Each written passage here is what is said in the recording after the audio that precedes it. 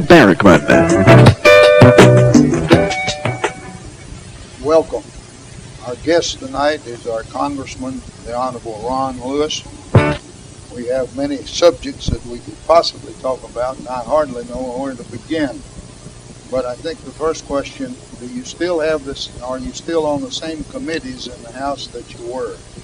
Well, I'm on the Ways and Means Committee now. Formally, I started with the Agriculture Committee and the Veterans Affairs Committee. Then they assigned me to the National Security Armed Services Committee.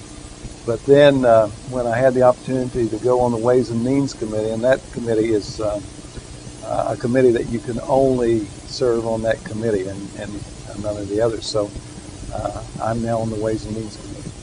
To explain to the public the purpose of the Ways and Means Committee. Yes, well, the Ways and Means Committee, we deal with, of course, taxation. We dealt with the President's tax relief package early in this Congress. We deal with trade. We deal with Social Security, Medicare, Health and Human Services. So, you know, we have a wide variety of issues that we deal with, and of course, Medicare. It's a very demanding committee to be on. Well, I'm sure that you've had many questions about this. Stem cell research. Yes. What's your idea about it? Do you agree with the president, or you don't agree with the president?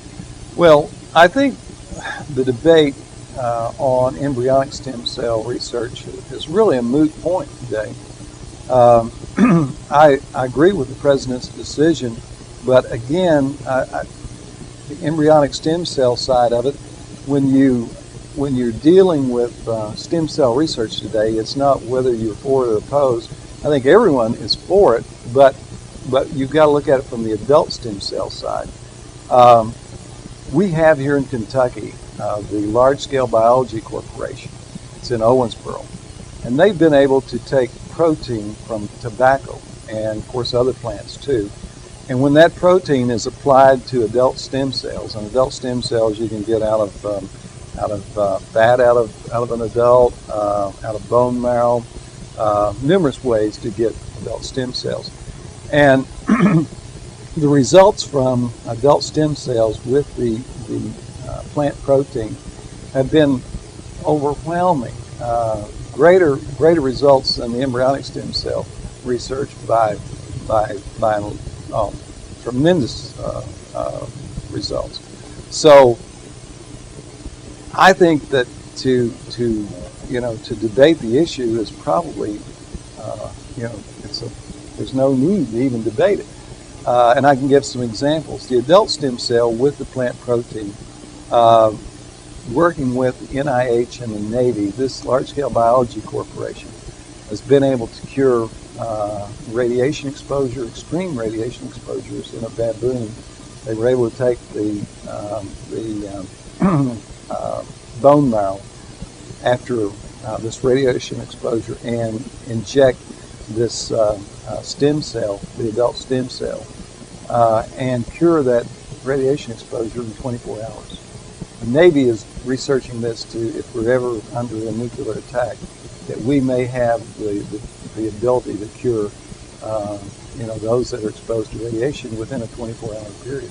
Do you think we'll ever be able to control embryo stem cells? Well, that's the problem. Embryonic stem cells, they replicate, they reproduce so quickly that they can't control it. Now, when you take the adult stem cell and use the plant protein, it replicates the embryonic stem cell, but it does it in a controllable way. And again, they've been able to, in lab animals, to cure leukemia, non-Hodgkin's lymphoma, sickle cell anemia. It had great results with diabetes. But on the other side, the embryonic stem cells have had no positive results at all. In fact, they've had more negative results than positive results. I doubt this. You're going to be able to control either one. And you're talking about the the use of it. Right. Yes. Or And even the experiments and research on either one of them. well, and I worry about letting this cat out of the bag. And I did vote with Dr. Weldon out of Florida to on the cloning issue to forbid to outlaw human cloning. And Has that passed the House? It's passed the House, yes. But pending in the Senate? It's pending in the Senate. Well, surely it'll be adopted in the Senate. Sure, I hope so. But again, now in the bill concerning it, what are the penalties? Well, it would be a felony, and I believe that there would be prison involved in that, and I can't remember the exact penalty there, but it would be a felony. Questionable sufficient punishment. Yes, that's right.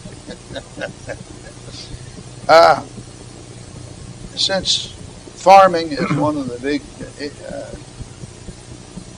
projects in your district, what legislation do you have in regard to farming? Well, of course, the farm bill, the reauthorization of the farm bill is up this year, and the House has already marked up their farm bill in the Ag Committee. The Senate, they're kind of dragging behind on it, but the new farm bill will have to be reauthorized in this Congress, in the 107th Congress. So when the Senate does their bill and the House completes their vote on the farm bill, of course it will go to conference, and we'll see what comes out of that. But we're going to also have to deal, since you mentioned the farm, we're going to have to deal with with tobacco again. And we have a lot of farmers that are very much interested in a buyout now. With the President's Commission report that just recently came out suggesting a 17-cent tax on tobacco to raise the money for a buyout. So we're going to have to deal with that one way or another. I think it's a mistake to increase excise taxes on cigarettes because I don't think the farmer would ever see a dime of that as far as the buyout is concerned, because when you have 43 states that have their own interest besides tobacco, and you only have the 7 states that actually have a real interest in tobacco, I think there would be a rush for the money that would come out of that 17-cent sales tax for all kinds of interests that other than tobacco. We saw that with the McCain bill that came out of the Commerce Committee back during the tobacco settlement, where he came out with $500 billion for a settlement, a nationwide settlement. And before long, it was up to $800 billion. It was heading towards $1 trillion when it just collapsed under its own weight. And that was before one penny had been designated for a tobacco buyout for farmers.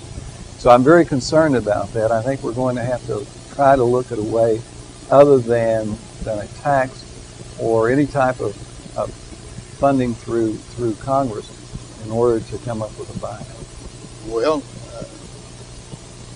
the buyout will only be a partial settlement.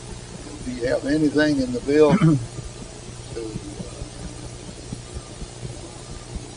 finance, to research and so forth, alternate crops? Of course, with the settlement that the states came up with, so much in that settlement through the money that is going to those states, there's money there available for different research, different opportunities to move to other crops. At the federal level, there was a lawsuit against the tobacco companies at the federal level, and the Justice Department right now, they're trying to work out a settlement with the tobacco companies. So there may be something in that settlement that could work towards a buyout for the farm, for the tobacco quota, and maybe some funding for transition too. But so far, the administration and the tobacco companies have not been able to work out a settlement agreement on that. But I think one of the things that can be done, and we're going to look at trying to bring the tobacco companies and the tobacco growers together, so that they can look at where they want to go with where they want to go with the buyout, where they want to. What's the future for tobacco with the farmers and the manufacturers or the producers? So I think I and several of my tobacco colleagues we're going to be looking at ways to bring the companies and the growers together, see if something can be worked out in that regard. Well, the tobacco subject leads to trade with China, since they buy an awful lot of Kentucky tobacco from all the states and raise it. What's your position there, and where is that? Well, Ambassador Barshevsky in the Clinton administration, she negotiated some really, I think, did a great job. She brought the tobacco tariff in China down from 60% to 10%. China is wanting to go into the WTO, and it was some leverage for us to work with them to break down the trade barriers that they have with us. And we all know, there's been a huge deficit with China in our trade. So we've got to get those barriers knocked down. The one thing that Ambassador Barshevsky left out of the deal under the direction of the last administration, and that was to get market access for tobacco.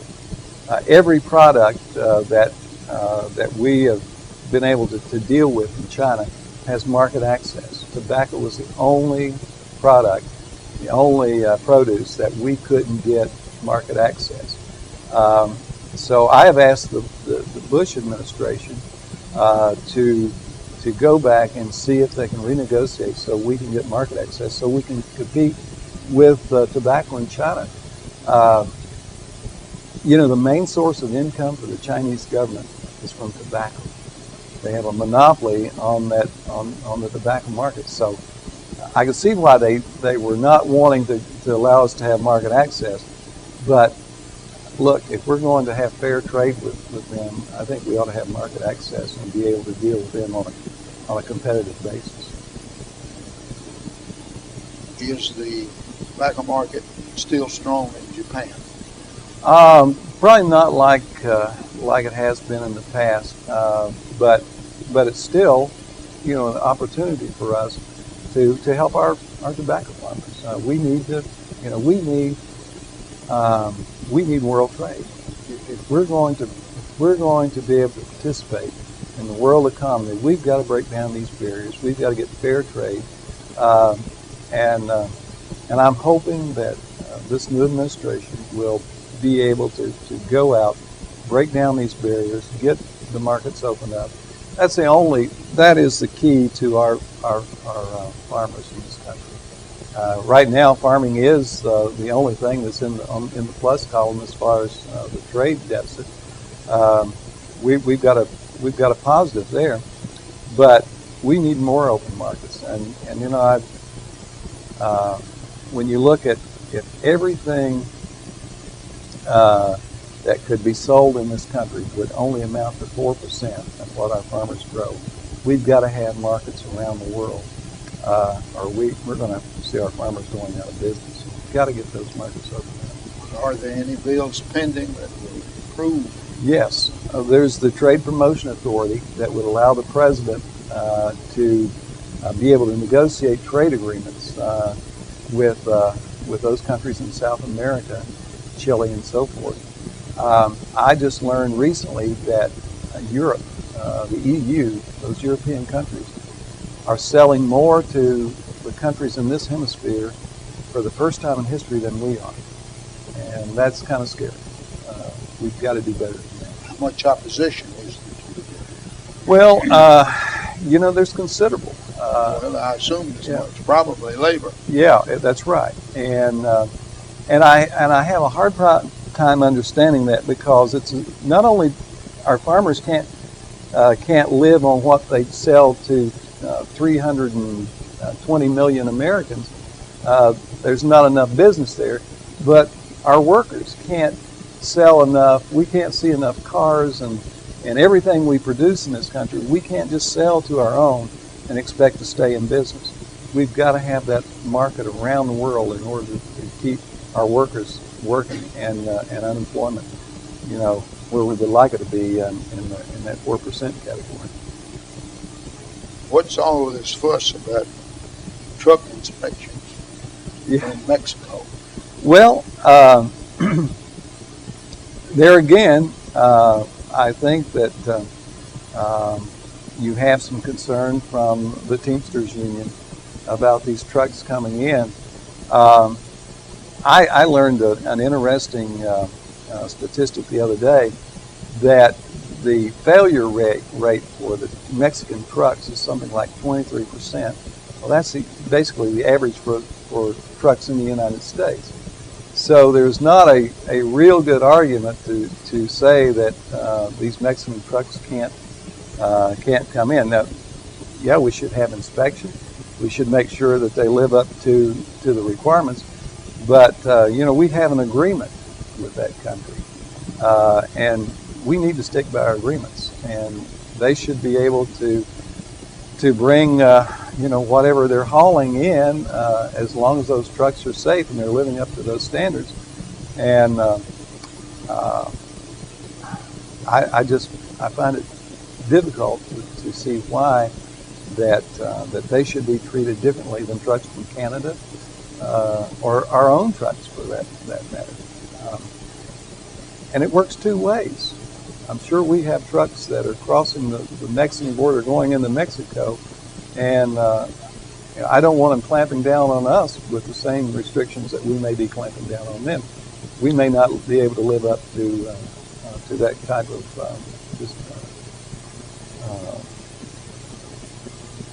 I think I saw a news item where, excuse me, the president of Mexico said if we did it, they were going to do it. Well, and you can't blame them. No, you can't blame them. No. So I think that we have to play fair if we're going to expect others to play fair with us. Well, again, what's the chances of? The Senate has a real heartburn with it. And it didn't pass the House. I voted that those trucks under the agreement could come in. But there are those on the House and the Senate side both, and to a large degree, I'm afraid it's bipartisan. But we've got to realize that we can't be isolationist and be able to survive. Our economy survive in the 21st century and in this world economy. We have a world economy now. Whether we like it or not, we're going to have to participate and be able to be competitive in it, or we're going to come up on the short end of the stick. In line with what you've just been saying, what's the explanation for the imposition of tariff on Canada's wood products? Good. That is a good question. I think it's wrong. I think that again, we've got to have open markets, and they've got to be fair. I'm not for free trade.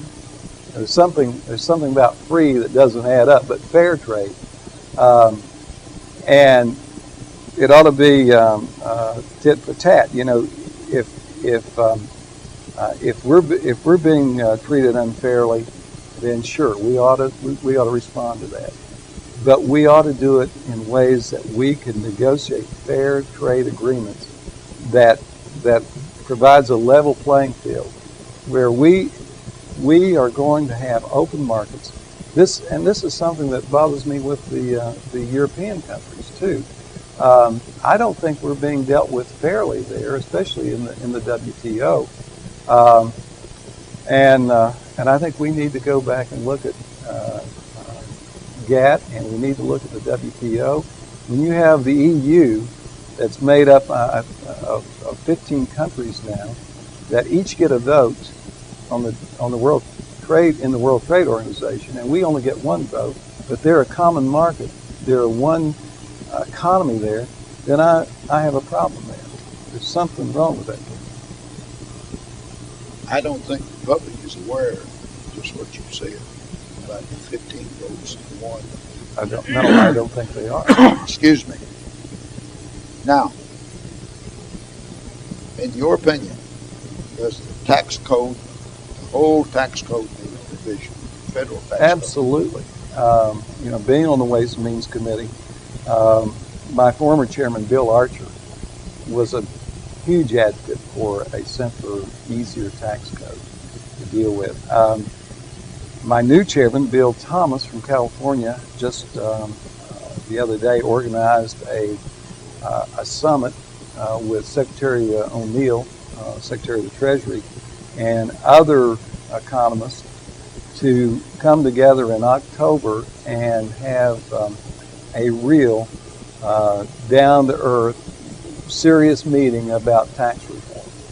And I think the administration, I think President Bush is committed to doing something within his first 4 years here to get us some real significant tax reform legislation. So, it's been talked about for a long time, but I think some people are getting real serious about doing it. And it's going to take the president to be behind it and pushing it and fighting for it. And I think this president may be the guy that's going to do it.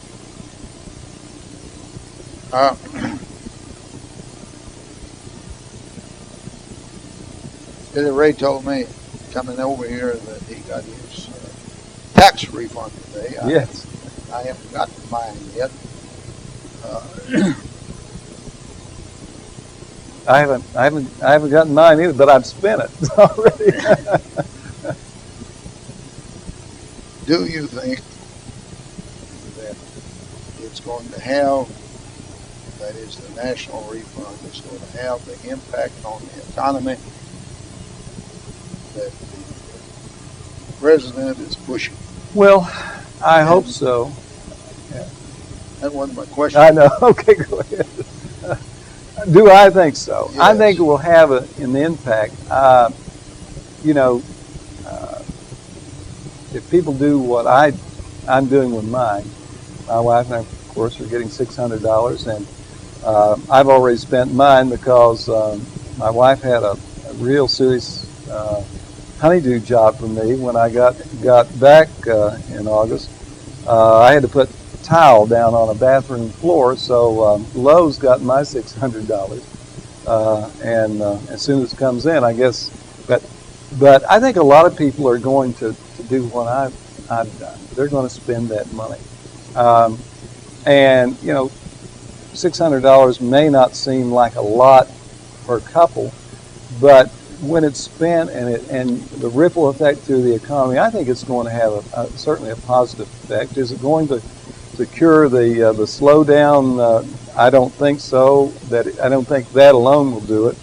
But I think the knowledge of long-term tax relief, the marginal tax cuts across the board, I think what Alan Greenspan is doing with the interest rate cuts, I think all these things combined will help to turn this economy around.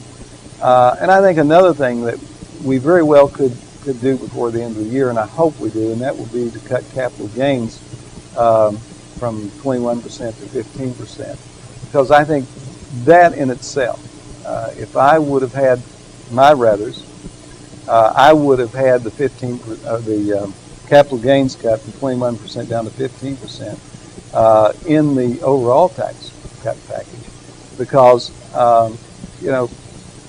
if you look at any results of capital gains tax cuts down through the years, you see a positive impact on the federal treasury. When we balanced the budget in 1997, we cut capital gains from 28% to 21% in that Balanced Budget Act, and people like Alan Greenspan, Bill Archer, former chairman of Ways and Means, other economists have said, that is the reason that the budget balanced within a year and why we had the surplus dollars that we have today. And I agree with that because the Balanced Budget Act that we passed in 1997, really the budget wasn't supposed to balance. It was projected to balance in this year, in 2001. But it only took a year. And the only thing that we did differently in that Balanced Budget Act was put the capital gains tax relief in with that.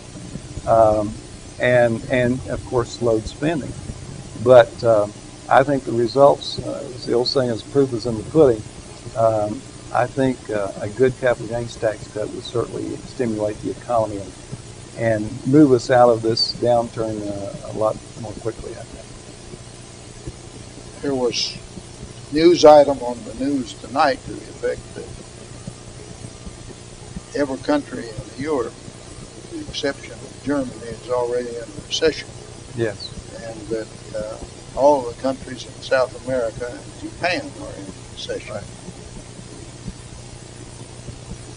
That's bad. That bothers me because I'm old enough to remember and do remember what happened when the same thing occurred in 29 and 28 and in the 30s. Because first of all, it was the economy of the foreign economy that went into a recession first. Right. So I hope history doesn't repeat itself, but I am glad you are aware of the situation. Well, it makes me very nervous, but I think we can. I think we can turn things around in this country, like I said, with good tax policy. And some of these countries, Japan, they're going to have to get their banking house in order. They've got some real problems there. Europe, they're in for a long-term problem because their population, the age of their population, the social system that they had in place, it's catching up with them, and they've got a real problem when they don't have a tax base that's keeping up the social system that they're dependent on now. Well, and their social system is much more than ours. Oh, yes. Much more liberal. Yes, absolutely. That's the word I was trying to think of. Much more liberal. You're talking about surplus and projections. I'm tired of the word projection. How can you project when you don't know what the economy is going to be? And why is everybody in Washington, from the president and the members of Congress and everybody else, talking about surpluses and what they're going to be next year, 10 years from now, and so forth? Yeah. How are you going to make any plans based on that? Well, with the CBO and the Congressional Budget Office and the Office of Management and Budget in the Executive Branch, their projections are based on some pretty conservative rates of economic growth. What happened with them this last year then? Well, they had all those projections about the income and so forth. It's about half of what they were projecting. Yeah, and this is, and I agree, it's at best a very inexact science. But the projection over 10 years on the $4 trillion is based on a rate of economic growth of 2.3. And if you look at the average of the rate of economic growth over the last 50 years, that's a pretty conservative estimate. But you are going to have, in that 10-year period, you're going to have, cycles, the ups and downs within an economic cycle. So, yes, this year our surplus isn't going to be as large as CBO projected. It's still going to be a huge surplus. but our rate of economic growth is less than 1% in this last quarter. So you're right. The economy will have these swings, and for any given year, you can't say for sure that this is going to be what the surplus is going to be. But everybody was saying that before the last election, and even at the beginning of this term of Congress, and at the beginning of the president's term in office. Yes, you're absolutely right, and a lot of our policy is based on the best guesstimate that we can make coming from CBO and OMB. But that's all we have to rely on, and I agree, it's a very inexact science, and even, when we were having the deficits, they would project a deficit of $150 billion, and it turned out to be $200 billion. So they're wrong. They've been wrong on both sides of the deficit and the surpluses, but it's kind of a roadmap that we have to deal with in making tax policy and so forth. And you're absolutely right. It will fluctuate, and no one can know exactly what it's going to be from year to year. And it seems like it would be harder to know 10 years out or 20 years out. But that's the best we can do in order to try to make policy. Would you be in favor of a constitutional amendment setting up the federal budget like the state is? They are confined to their income, as you know, right, during the year. They make a budget, but if the income doesn't come, then they got to stay within the budget by making certain cuts and so forth. I would love that. Why don't you propose that? Well, I may just do that.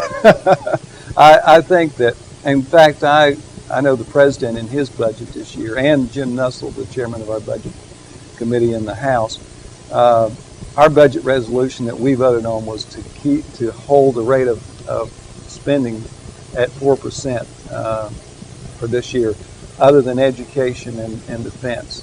Education was to be increased by 11%. But I signed a letter with a lot of my colleagues just recently to the president saying to him, we want you to hold to your 4% increase in spending on the budget. We will vote to sustain any veto that you may veto against a particular appropriation bill, because you're absolutely right. We've got to hold. Spending is the biggest threat to a balanced budget, to a long-term solid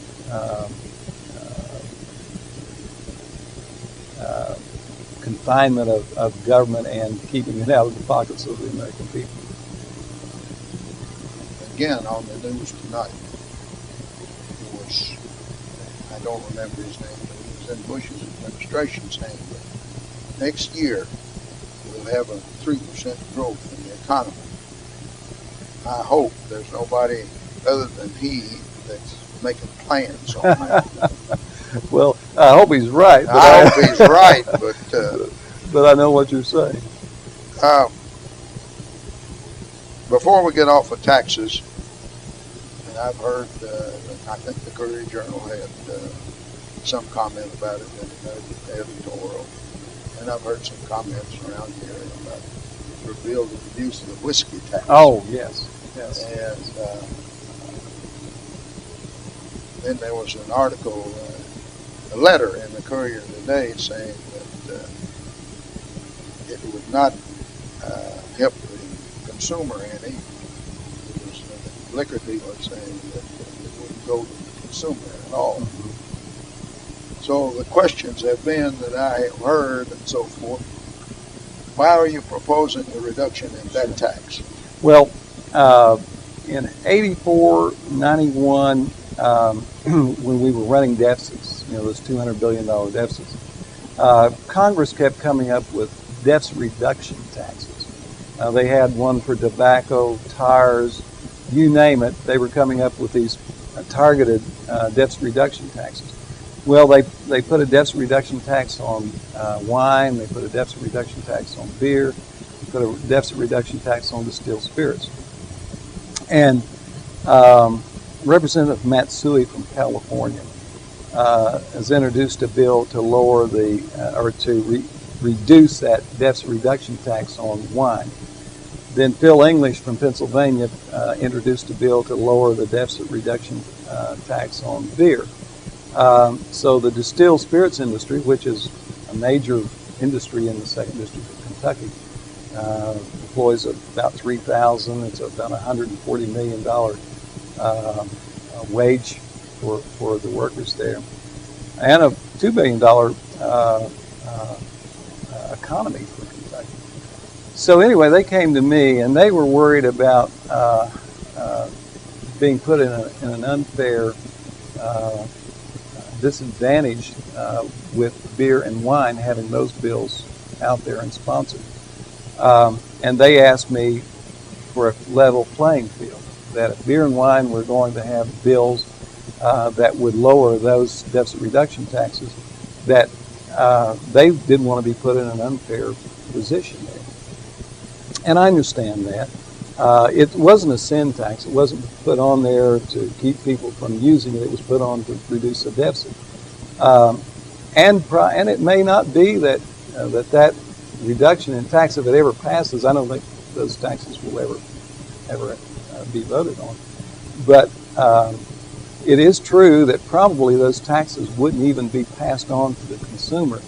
But I think what they were wanting to do is put down a marker to say if beer and wine, if there's going to be consideration on deficit reduction tax elimination, we want fair consideration along with beer and wine. Being on the Ways and Means Committee, I'm the only Kentucky member on the Ways and Means Committee that deals with taxation. And probably the 2nd District, if not the biggest distilled spirits industry, Jim Beam, Maker's Mark, and a lot of others, then I have to represent 660,000 people, and I have to treat people fairly. And if this is a legal industry, then I felt it was incumbent upon me to make sure that they had a fair and level playing field to deal with the beer and wine industry. If you'll pardon my personal opinion, you need to explain that better to the public for your own benefit. Well, I agree with that, and it's a hard thing to explain. But I appreciate the opportunity to discuss that tonight. Well, I understand it. Yeah. But I have a much better understanding of it now than I did before. Well, you answered the question. Well, good.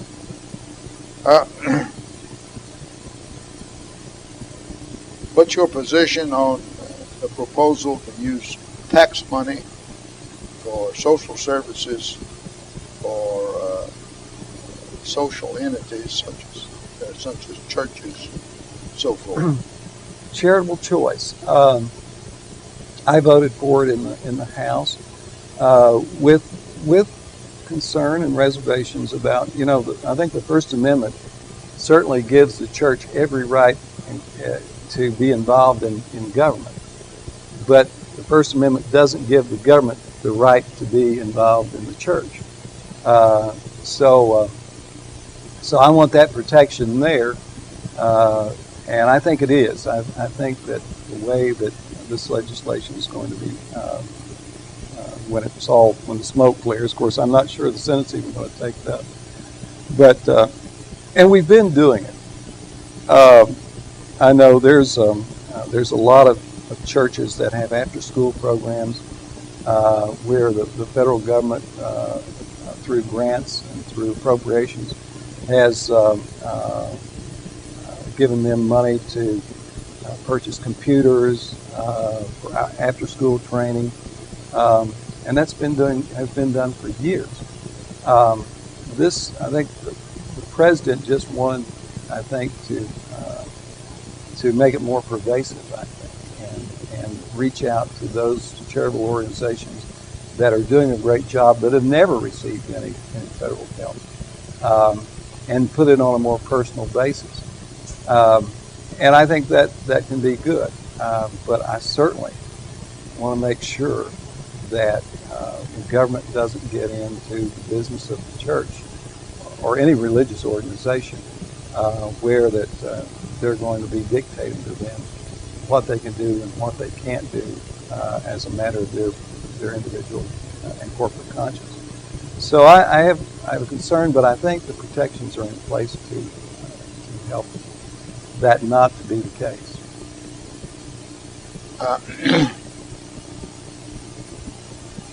Talking about computers for schools. What about the education? What proposals? Excuse me. What proposals are on the agenda? Well, the president's education bill passed, and it's in the conference committee now between the House and the Senate, and they're trying to work that out. We'll probably have another vote on it before too long, before it goes to the president to be signed. But of course, his plan, his idea to get education dollars back to the community, back to the school boards, back to where the parents, the teachers, and the community can make decisions on how that money is going to be spent.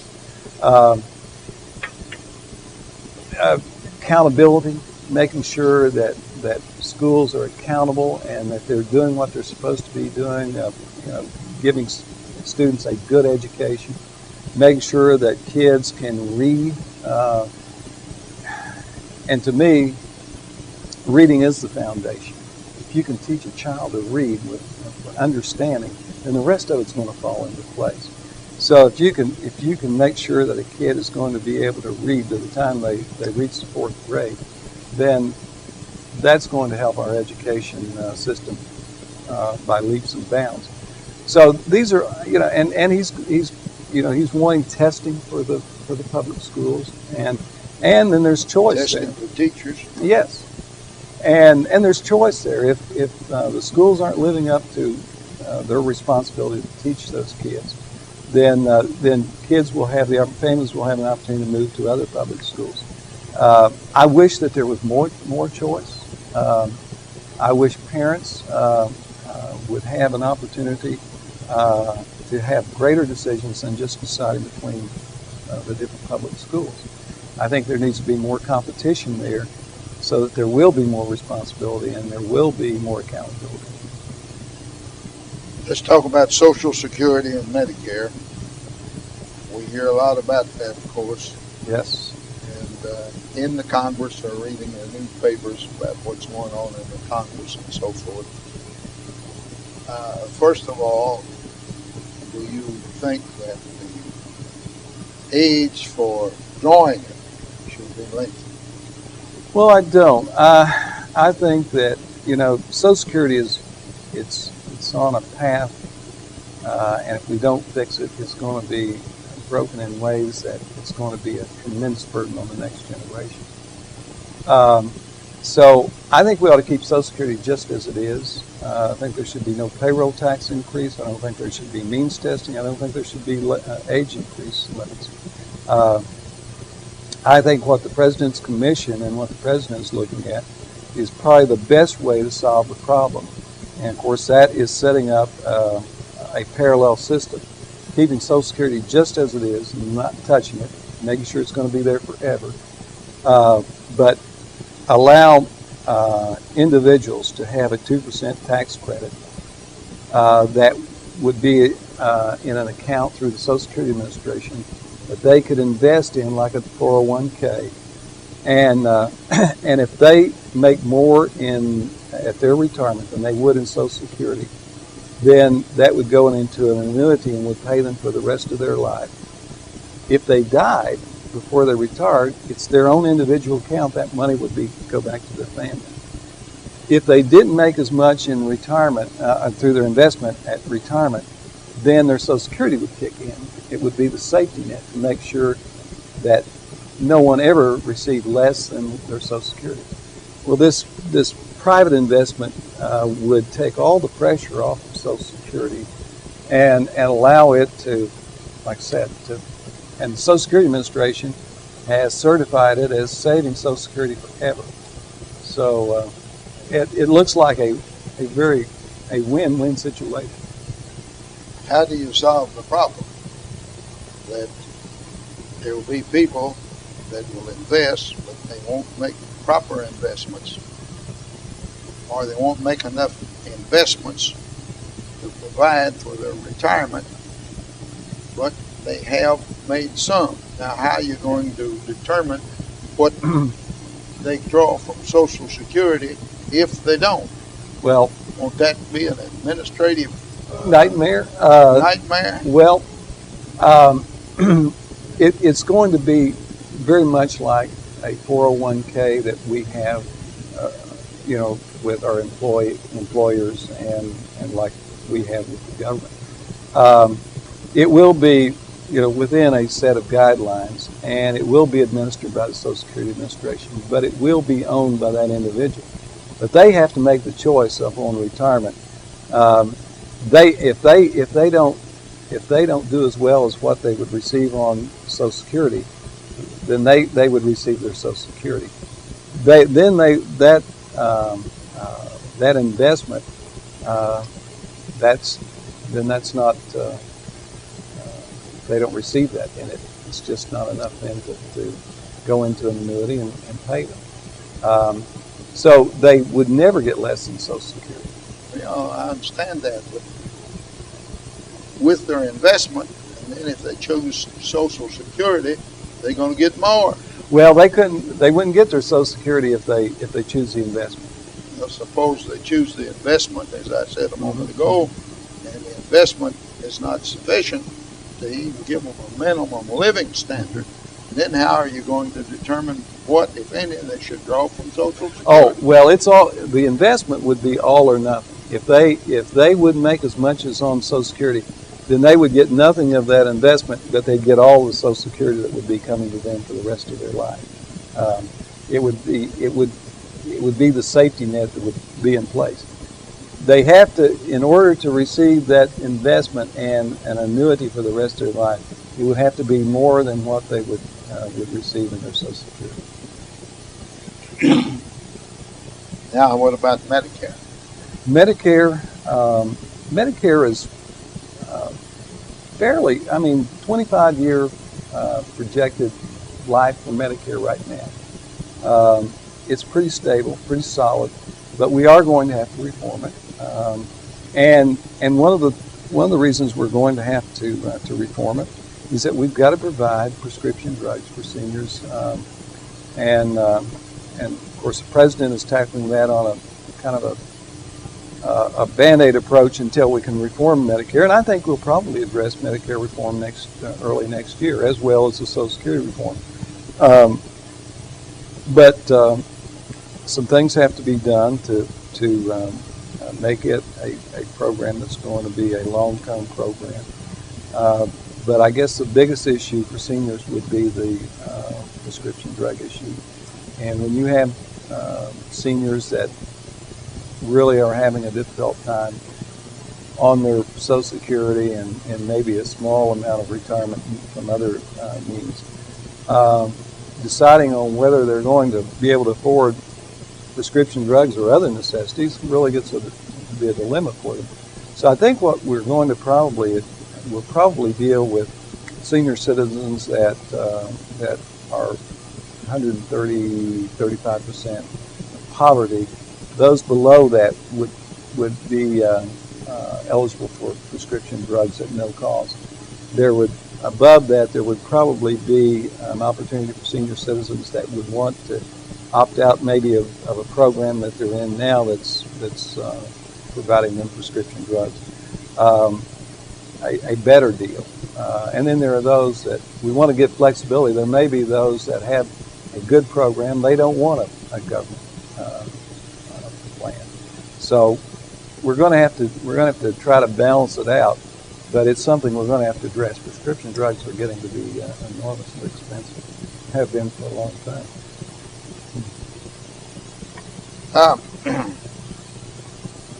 We got several other things here I'd like to discuss. I don't know whether we're going to be able to cover them or not.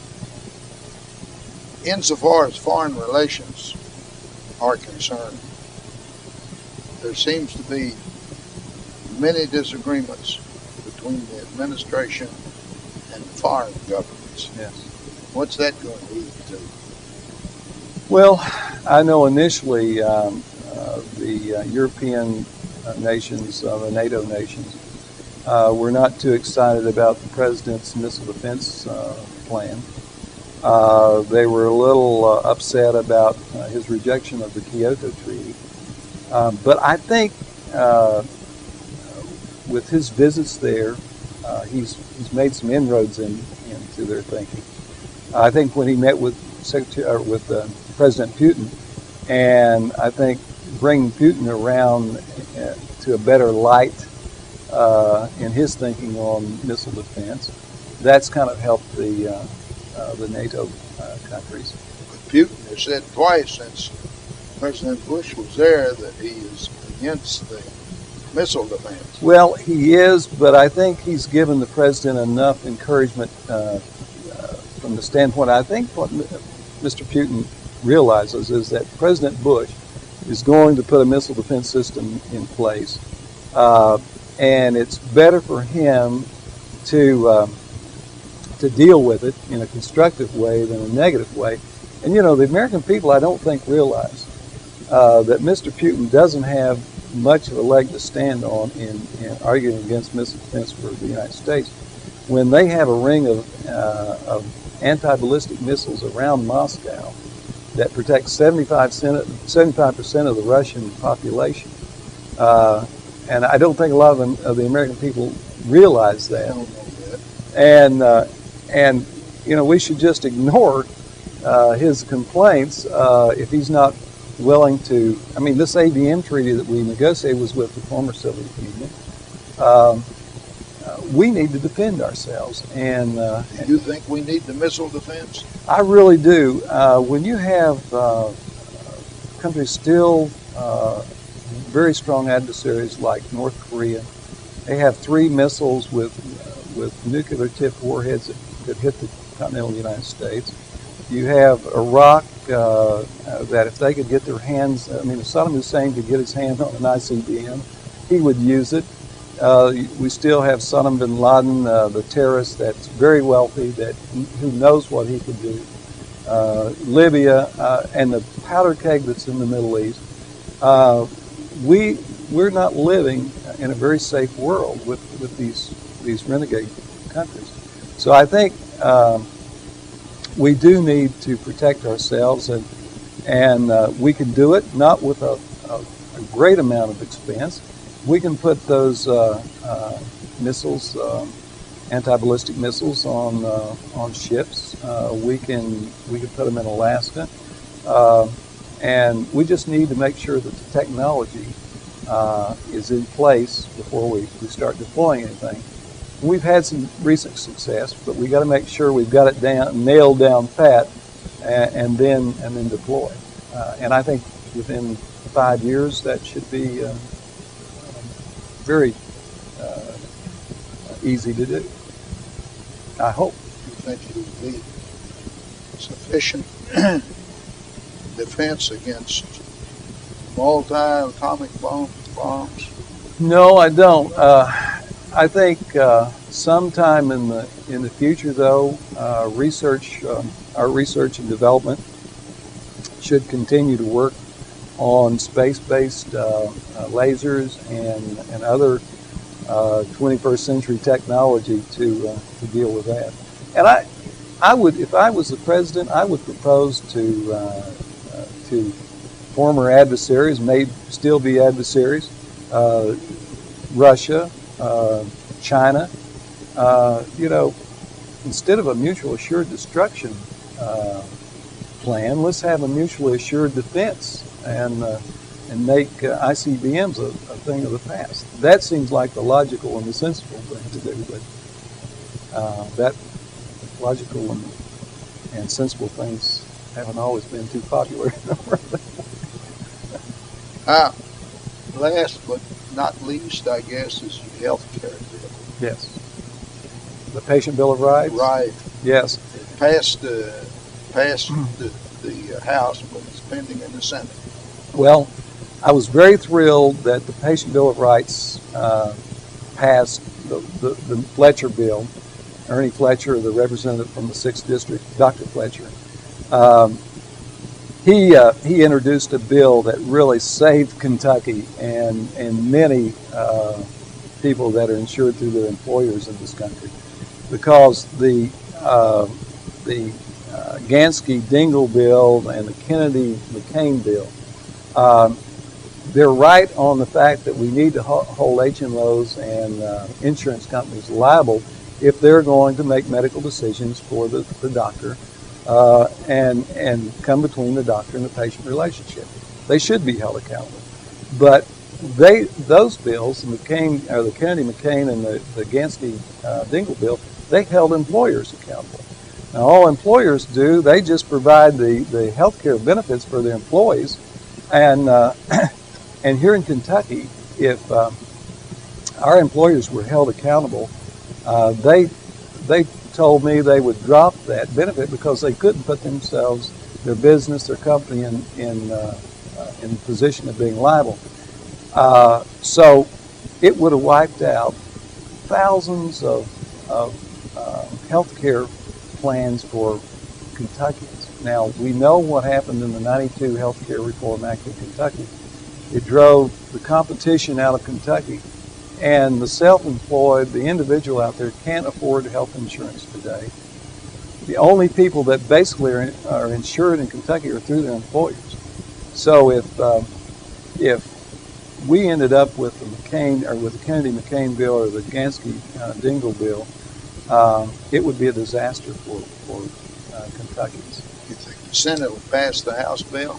Well, it's in conference. The Senate passed their bill, the Kennedy, and it's in conference. So I am very worried about what may come out of conference. But I do believe that the president, if employers are going to be held accountable, I believe the president will veto it, and I hope that he does, because again, those of us in Kentucky that want to see our citizens have health care insurance, I think it would, it would be great if the president vetoed a bill that would take that away from him. What about redistricting? Well, that is on everyone's mind now, and I'm not sure what the governor is going to do, if he's going to call a special session, or whether he's going to try to see that addressed in the regular General Assembly. I don't know. If they extend Northup's district into Oldham County, how's that going to affect you? Well, that would be taken away from Ken Lucas in the 4th District. The question, I guess, is whether she's going to get Oldham County or whether she would get part of my section in Jefferson County. See, I have 100,000 constituents in Jefferson County, and I'll tell you, Jefferson County has really been good to me. I don't think I've ever received less than 64% out of that part of Jefferson County. So, and I don't think can lose either way. She's got to pick up 48,000. I've got to lose 33,000. So if she gets Oldham County, it's going to be good for her. If she gets half of that area of Jefferson County that I have, it's going to be good for her. She really can't get a more difficult district than what she has now. But I think it's good for Jefferson County to have a member on the Appropriations Committee and a member on the Ways and Means Committee in their county. So I think it would be good for Kentucky and for Jefferson County if we could keep Jefferson County between the two members. Congressman, the time's up. I think we've covered an awful lot of subjects here. I appreciate your being here, and I'm sure the public, when they see this, are going to be interested. Well, I've enjoyed being here. I always do, and thank you for inviting me.